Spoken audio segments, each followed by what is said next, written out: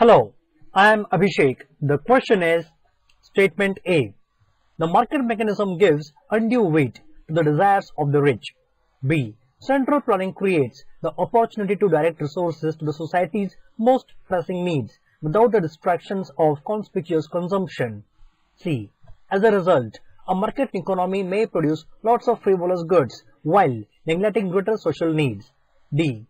The motivation for command economies is the conviction that central planning is more likely to produce the right mix of output than a decentralized market mechanism. E.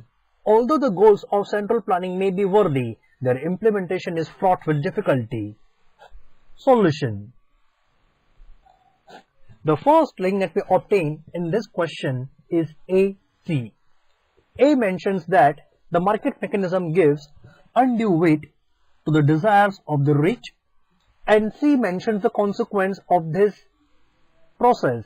C says that as a result of this, a market economy may produce lots of frivolous goods while neglecting greater social needs. This can only happen if we cater to the desires of the rich. Therefore, AC is the link. The other link that we can obtain here is BE. B says that central planning creates the opportunity to direct resources to the society's most pressing needs and so on. It talks about central planning, and E says that although the goals of central planning may be worthy. So, E is carrying forward the thought process of B. Therefore, BE is the link. AC is the link available only in option 3, and so is BE. Therefore, our answer is option number 3. Thank you. Hello, I am Abhishek. The question is Statement A. A decade of disappointing economic performance ended Keynes's overwhelming dominance. B. For nearly 30 years, his theory dominated the economics profession and public policy. C. He convinced people that active government intervention in the marketplace was the only way to ensure economic growth and stability. D. In the throes of the Great Depression, the British economist John Maynard Keynes forced people to rethink that conclusion. E. 200 years ago, Adam Smith convinced most of the world that the economy works best when it was left alone. Solution. The first link that we obtain here is ED. Let us first read Statement D. In the throes of the Great Depression, the British economist John Maynard Keynes forced people to rethink that conclusion. So we have to look for a statement that talks about this conclusion. The statement is E, and the conclusion is 200 years ago, Adam Smith convinced most of the world that the economy works best when it was left alone. This is the conclusion being talked about in D, hence the link ED. The other link that we obtain here is D, B, C. We have read in D, it talks about Keynes' theory, which is forcing people to rethink the conclusion given earlier by Adam Smith. Let us now read B and C. B says that for nearly 30 years, his theory dominated the economics profession and public policy. I mark the word his theory. Let us now read C. He convinced people that active government intervention in the marketplace was the only way to ensure economic growth and stability. Now, this thought in C is contradictory to the thought earlier given by Adam Smith. There might be a doubt statement C should follow D and not B. But the actual answer is DBC and not DCB. The reason being, statement B first talks about the theory of Keynes and then gives the detailed theory in statement C. So, statement C cannot come before statement B. Therefore, on combining these two links, we get the answer as option number 4. Thank you. Hello, I am Abhishek. The question is Statement A. Whenever the market price is set above or below the equilibrium price, either a market surplus or a market shortage will emerge. B. only at the equilibrium price will no further adjustments be required. C. We can count on market participants to find this equilibrium. D. To overcome a surplus or shortage, buyers and sellers will change their behavior. That is, the prices charged or paid and the quantities demanded or sold. E. The equilibrium price is the only price at which the amount consumers are willing to buy equals the amount producers are willing to sell. Solution. The first link that we can obtain in this question is AD. A says that whenever the market price is set above or below the equilibrium price, either a market surplus or a market shortage will emerge. Then statement D carries forward statement A by mentioning to overcome a surplus or shortage. Therefore, the link AD. The other link that we can obtain is DB. On reading B, to overcome a surplus or shortage, buyers and sellers will change their behavior. That is, the prices charged or paid and the quantities demanded or sold.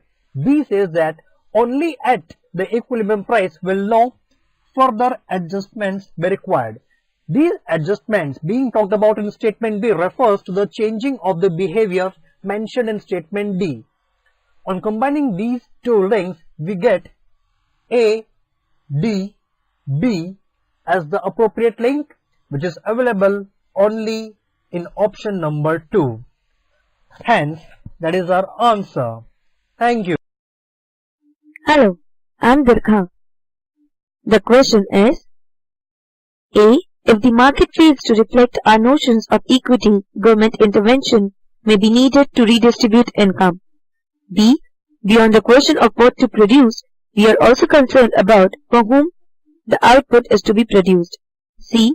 In general, the market mechanism tends to answer the basic question of for whom to produce by distributing a large share of total output to those with the most income. D. Although this result may be sufficient, it is not necessarily equitable. E is the distribution of goods and services generated by marketplace fair. Now from these statements, we have to form a coherent paragraph. Look for the statement which gives you an introduction to the paragraph here. Now we cannot start our paragraph with if the market fails, in general, although the result, and is the distribution of goods. So we'll probably start our paragraph with beyond the question of what to produce, we are also concerned about of whom output is to be produced, as it gives the introduction to the paragraph here, which speaks about the question is of what to produce, we are also concerned for whom to produce. B. As it asks the question about is the distribution of goods and services generated by the marketplace fair. So here, we start a solution with probably B, then statement E. Further, we have to look for a statement which can continue our argument further. In the A statement, if the market fails to reflect our notions of equity, government interventions may be needed to redistribute income. Now the question has asked in the E statement and we are giving a condition here. So the next statement is statement A, which will follow E. The statement we are left with C and D. C says, in general, the market mechanism tends to answer the basic question of for whom to produce by distributing a large share of total output to those with the most income. And D, although this result. Now D, as it says, although this result, so it is the conclusion to our paragraph. And the C will take the argument further after E. And we'll end up our paragraph with statement D. So we have to look for an option which says B, E, A, C, D. Option first gives the answer, which is B, E, A, C, D. So the correct option to our question is option first, and rest of the options are refuted. So the answer is option first. Thank you. करके दिखाएंगे. Hello, I'm Abhishek. The question is statement A. He met her saying that he had a petition which he wanted to present to the Duchess. B. One summer evening, a fisherman met a plainly dressed lady walking alone on the beach. C. Did you ever see the Duchess? Asked the lady. D. In that case, give me the petition, said the questioner. E. No was the answer, but I am told she is very ugly. Solution. This question is pretty easy and the answer can be simply obtained by the link CE. C statement asks the question, did you ever see the Duchess? And the answer is given in statement E, no, but I am told she is very ugly. The statement CE is available only in option number 2. Hence, that is our answer. Thank you.